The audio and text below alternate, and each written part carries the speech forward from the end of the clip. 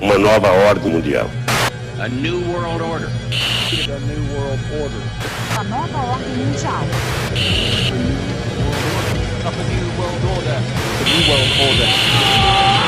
A new world order.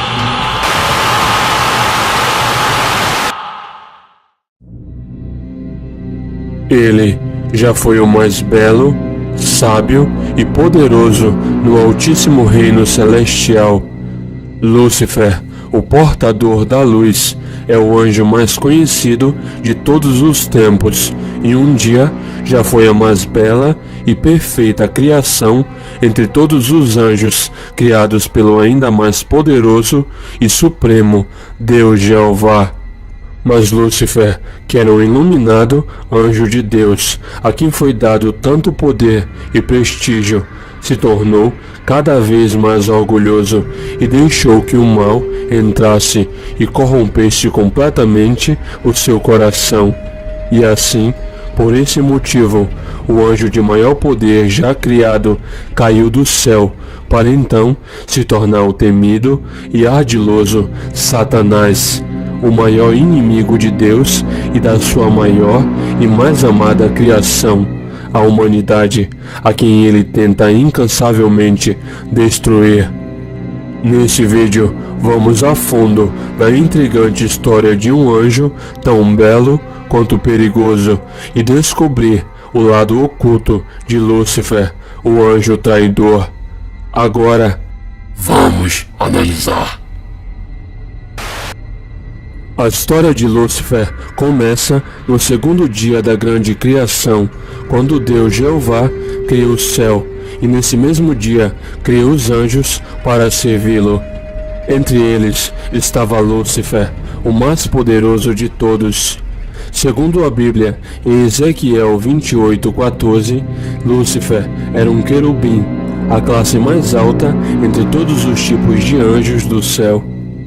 Sendo o anjo mais perfeito, formoso e exaltado de toda a criação, a mais grandiosa entre as obras de Deus, um ser celestial radiante que refletia da maneira mais perfeita o esplendor do seu Criador, Jeová. Assim, ele apropriadamente era chamado de Lúcifer.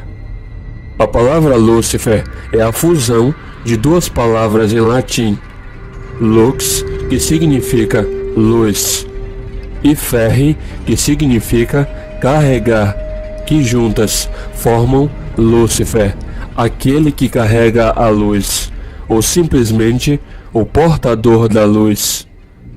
Ainda segundo a Bíblia, em Ezequiel 28:13, sendo o mais poderoso anjo do céu, Lúcifer foi adornado com o mais precioso ouro e todos os tipos inimagináveis de cristais e pedras preciosas. Possuía uma beleza inigualável e altíssima sabedoria, e dele saíam os mais belos sons de instrumentos musicais. Lúcifer ainda teria sido ungido pelo próprio Deus, recebendo o grande poder de seu querubim guardião, que guardava o altíssimo trono do Supremo Criador. Portanto, Lúcifer deveria se lembrar sempre de que, independente de quão elevado fosse o seu poder, ele ainda estava abaixo de Deus e o devia obediência. Mas apesar de já possuir o mais alto poder entre os anjos do céu, a inveja e a cobiça começaram a entrar e aos poucos corromper o coração de Lúcifer, que então começou a desejar ser igual ao seu Criador Jeová e a almejar receber para si toda a honra e glória que eram exclusivas de Deus. A Bíblia, em Isaías 13:14, revela exatamente o que Lúcifer disse em seu coração, desejando usurpar para si o trono de Deus. E tu dizias no teu coração: eu subirei ao céu, acima das estrelas de Deus exaltarei o meu trono, e no monte da congregação me assentarei aos lados do norte. Subirei sobre as alturas das nuvens e serei semelhante ao Altíssimo. Com o seu coração corrompido pela inveja e pelo orgulho, Lúcifer se reuniu com os muitos anjos do céu e, tendo elevada inteligência, convenceu astutamente 33% entre todos os anjos a o seguir e a se rebelar contra Deus. A Bíblia Sagrada não nos revela muito de como realmente foi esse importantíssimo acontecimento nas alturas, mas presume-se que nesse momento houve uma grande e violenta batalha no então dividido reino celestial. De um lado estava Lúcifer, o rebelde, e consigo estavam a terça parte dos anjos que resolveram desobedecer e trair Jeová para seguir a Lúcifer como seu novo mestre. Do outro lado estava o poderosíssimo Arcanjo Miguel, que foi designado por Deus para liderar o grande e poderoso exército do céu e defender o reino celestial. Então, Lúcifer, que era muito poderoso, se tornou em um grande e monstruoso dragão, cheio de ira e rancor dentro de si. Mas mesmo assim, Miguel, o arcanjo de Deus, venceu, e Lúcifer, o traidor, foi derrotado. Como resultado, Lúcifer foi expulso do céu, e com ele caíram todos os anjos que se rebelaram contra Deus, e assim foram todos atirados à terra. Agora expulso, Lúcifer perde toda a sua santidade e regalias, e inclusive o seu nome original, passando agora a se chamar Satanás, ou Satã, que em hebraico significa adversário, e a sua inveja e sede por vingança só aumentaram cada vez mais. Execrado e ainda muito furioso, Satanás começou a planejar para se vingar de Deus e de toda a sua criação. Então, como nunca teria poder contra Jeová, nada melhor do que se vingar da sua mais recente e amada criação, o homem. Então, Satanás, agora portador de uma falsa luz, sendo muito astuto, entra no jardim do Éden, onde estavam Adão e Eva, os novos queridinhos de Deus, e sendo ardiloso como uma serpente, mente e convence ao casal a também se rebelarem contra Deus, comendo o fruto proibido, com a falsa promessa de que assim como ele também desejava, seriam tão sábios e poderosos como Deus, o Criador. Como resultado, Satanás consegue a sua primeira vitória, e Adão e Eva foram expulsos do jardim do Éden, exatamente como ele também tinha sido expulso do céu. Desse momento em diante, Satanás se torna o nosso maior inimigo, com o perverso propósito de atingir a Deus, atacando a sua mais preciosa criação, a humanidade. Muitos não fazem ideia, mas com o passar das eras, Satanás, que é pai da mentira e mestre do engano, em sua busca por roubar a adoração que a humanidade deveria dar somente a Deus, já teve muitos nomes e rostos, e assim, imitando a Deus, foi e ainda é cultuado por vários povos e nações pelo mundo todo. Uma das milhares facetas de Satanás é o deus grego chamado Prometeus. Os satanistas acreditam enganosamente que Lúcifer na verdade é bom, e foi ele quem libertou a humanidade das garras de Deus, que eles acreditam ser mal, oferecendo a liberdade através da sabedoria que é representada pela maçã. Muito parecido com Lúcifer, segundo a lenda, Prometeus rouba a chama da sabedoria de Zeus para dar à humanidade.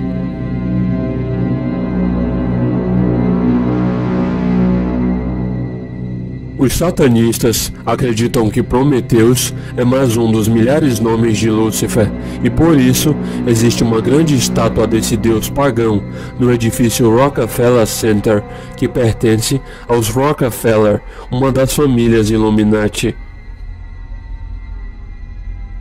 Por falar em estátua, um outro símbolo de Lúcifer muito conhecido é a Estátua da Liberdade. Essa estátua foi construída em 1875 pelo maçom Frederick August Bartholdi, que construiu a estátua baseada nos ideais Illuminati de Lúcifer. Repare que a estátua segura uma tocha, assim como já citado Prometeus.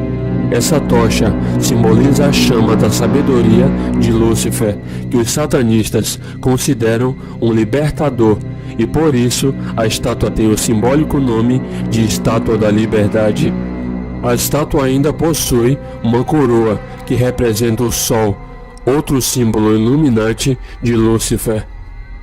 Desde a antiguidade, Lúcifer é adorado em várias culturas e religiões, também disfarçado como o Deus Sol.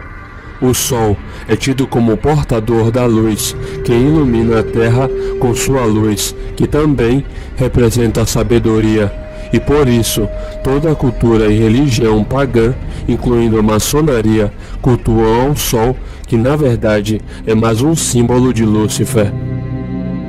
Os gregos adoravam Lúcifer, o pai da mentira, o chamando de Apolo, o deus Sol, que era cultuado enganosamente como o deus da luz e da verdade. A Bíblia, inclusive, cita Apolo em Apocalipse 9:11, o chamando de Apollyon, o anjo do abismo, não deixando dúvidas de que Apolo é na realidade mais um dos muitos disfarces de Satanás. Os indianos cultuam Lúcifer, o chamando de Surya, que para eles também é o Deus Sol, ao qual davam a sua glória. Curiosamente, na Índia, Surya recebe o simbólico título de o olho do mundo, o que nos leva a uma outra faceta de Lúcifer.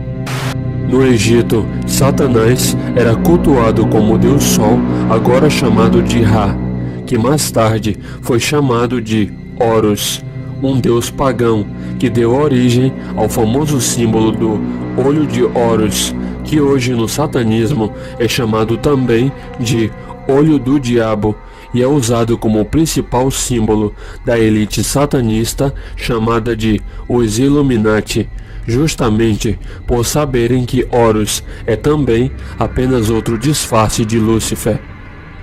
Sabendo que o Sol é um símbolo totalmente pagão que representa a falsa luz de Lúcifer, fica muito claro o motivo pelo qual esse simbolismo é usado com frequência no Vaticano e em muitos cultos católicos que têm suas raízes nas práticas pagãs dos antigos romanos que adoravam a Lúcifer através do símbolo do Deus Sol.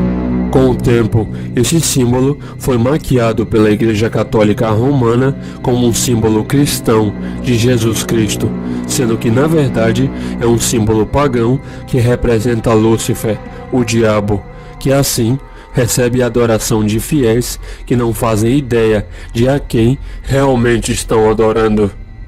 Muitos outros deuses pagãos são máscaras de Lúcifer, mas não podemos esquecer de Baphomet, um dos mais conhecidos símbolos de Satanás. Baphomet é um símbolo da rebeldia de Lúcifer e por isso é retratado como um homem que tem a cabeça de um bode, que é um animal símbolo da rebeldia e da desobediência.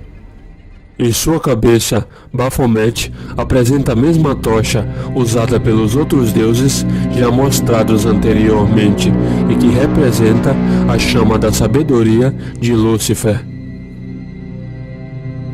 Segundo a Bíblia, Lúcifer e seus anjos são os maiores culpados pelo grande estado de completa corrupção em que a humanidade hoje se encontra. Mas por sua traição, mentiras e por toda a sua maldade, Satanás será lançado no lago de fogo, aonde pagará por todos os seus crimes contra Deus. E por saber que não lhe resta muito tempo, pretende levar consigo o maior número de pessoas, as quais ele engana com as coisas desse mundo, para que se desviem do verdadeiro Deus, o nosso Criador, Por isso, é nosso dever estar sempre atentos e vigilantes. E então, Lúcifer, o portador da luz, já foi o mais belo e poderoso entre todos os anjos no reino celestial. Mas a sua cobiça e o seu orgulho corromperam o seu coração e o fizeram trair o seu próprio Criador, Jeová. Agora Lúcifer é Satanás, o maior inimigo de toda a humanidade a quem ele tenta destruir. Mas breve, Satanás será derrotado por um simples sopro de um Deus que é muito mais poderoso e que está no controle de todas as coisas e protege aqueles que são verdadeiramente fiéis das garras do diabo, o nosso adversário. Mas e você, o que acha disso tudo? Deixe sua opinião nos comentários. Se gostou, deixe um like no vídeo. Deixe também a sua sugestão de vídeo. Curta a nossa página e inscreva-se no canal. Obrigado por assistir. Vejo vocês no próximo vídeo. Adeus!